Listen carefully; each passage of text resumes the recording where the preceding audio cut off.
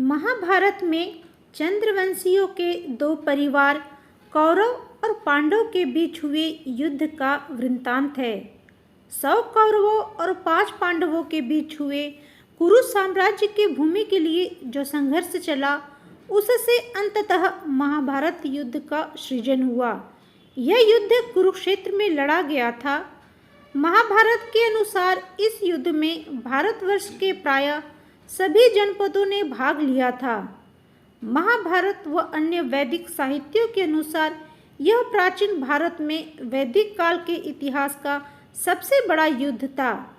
इस युद्ध में लाखों क्षत्रिय योद्धा मारे गए थे, जिसके फलस्वरूप वैदिक संस्कृति तथा सभ्यता का पतन हो गया था।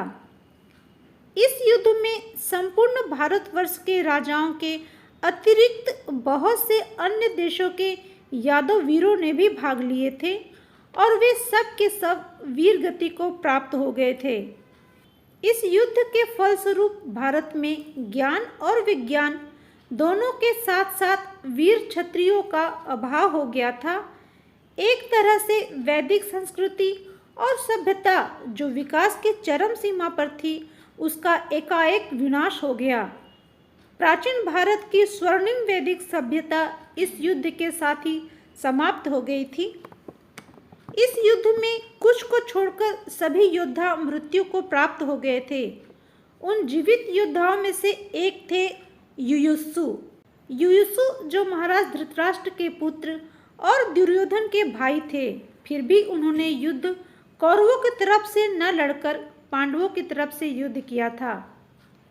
लेकिन युयुत्सु उन योद्धाओं में से हैं जिन्हें प्रसिद्धि नहीं मिली। वे हमेशा गुमनामी का ही जीवन जीते रहे। युयुत्सु का जीवन सबको हैरान करने वाला है। आखिर युयुत्सु क्यों गुमनाम रहे? महात्मा विदुर की तरह युयुत्सु ही राज परिवार के ऐसे सदस्य थे जिसे राज परिवार ने कभी वो मान सम्मान नहीं दिए जिनके वो हकदार थे। क्यों युयुत्सु के साथ भेदभाव किया गया और युयुत्सु को पांडवों की तरफ से क्यों युद्ध करना पड़ा, ये बहुत कम लोग ही जानते हैं। तो चलिए हम आपको बताते हैं। पर आगे बढ़ने से पहले मैं रिक्वेस्ट करूंगी, यदि आप इस चैनल पे पहली बार आए हैं या अभी तक आपने इस चैनल को सब्सक्राइब नहीं किया है, तो मैं अनुरोध करती हूँ प्लीज़ मेरे चैनल को सब्सक्राइब कर ले। सब्सक्राइब करके हमें मोटिवेट करें ताकि हम नए से नए और अच्छे वीडियो आप तक ला सके। धृतराष्ट्र की पत्नी गांधारी बड़ी ही पतिव्रता थी।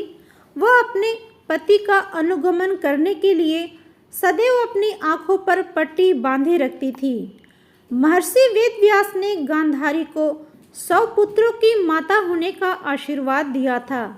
समय आने पर गांधारी को गर्भ ठहरा, लेकिन वह 2 वर्षों तक पेट में ही रुका रहा।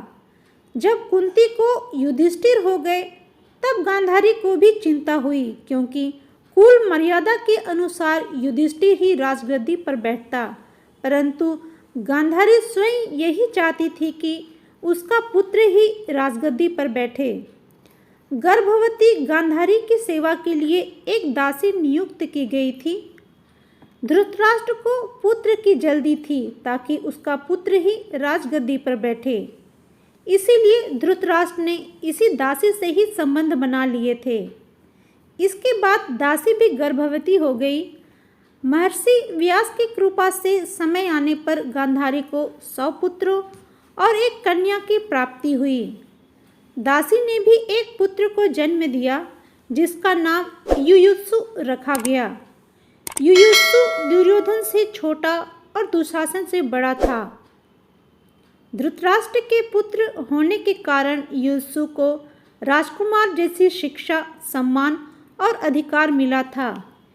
युयुत्सु एक धार्मिक और विचारशील व्यक्ति थे, इसीलिए दुर्योधन उसको पसंद नहीं करते थे और उनका विरोध भी करता था। इसी कारण दुर्योधन के अन्य भाई भी उसको महत्व नहीं देते थे और उसका मजाक उड़ाते थे। जब राजसभा में द्रौपदी का चीरहरण हो रहा था, तब विकर्ण और युयुत्सु ही ऐसे कौरव थे जिन्होंने दुर्योधन और दुशासन का विरोध किया था। युयुत्सु ने महाभारत युद्ध रोकने का अपने स्तर पर बहुत प्रयास किया था, किंतु उसकी एक न चली। जब युद्ध शुरू हुआ था तब वह कौरवों की ओर था। युद्ध प्रारंभ होने के पूर्व युधिष्ठिर ने युयुत्सु को समझाया कि तुम अधर्म का साथ दे रहे हो। युधिष्ठिर ने कौरव सेना को सुनाते हुए यह घोषणा की थी कि मेरा पक्ष धर्म का है। जो धर्म के लिए लड़ना चाहते हैं वो अभी भी मेरे पक्ष में आ सकते हैं, मैं उसका स्वागत करूंगा। यह घोषणा सुनते ही अकेला युयुत्सु ही ऐसा था जो कौरव पक्ष छोड़कर पांडव पक्ष में शामिल हो गया। युधिष्ठिर ने गले लगाकर उसका स्वागत किया। अपने खेमे में आने के बाद युधिष्ठिर ने एक विशेष रणनीति के तहत युयुत्सु को सीधे युद्ध में नहीं उतारा, बल्कि एक महत्वपूर्ण कार्य सौंपा था। युधिष्ठिर जानते थे कि इस कार्य के लिए सबसे यही योग्य है। युधिष्ठिर ने उसकी योग्यता देखते हुए उसे योद्धाओं के लिए हथियारों और रसद की आपूर्ति व्यवस्था का प्रबंध देखने के लिए नियुक्त किया था। युयुत्सु ने इस दायित्व को बहुत जिम्मेदारी के साथ निभाया और अभावों के बावजूद पांडव पक्ष को हथियारों और रसद की कभी भी कमी नहीं होने दी।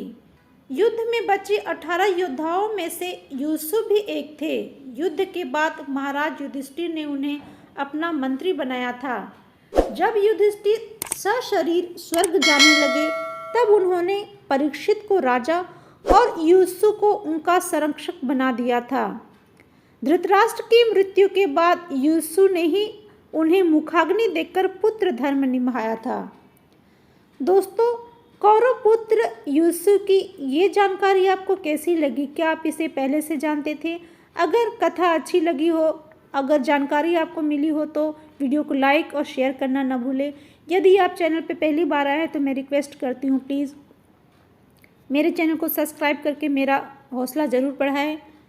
तो मिलते हैं नए वीडियो में, तब तक के लिए जय श्री कृष्णा।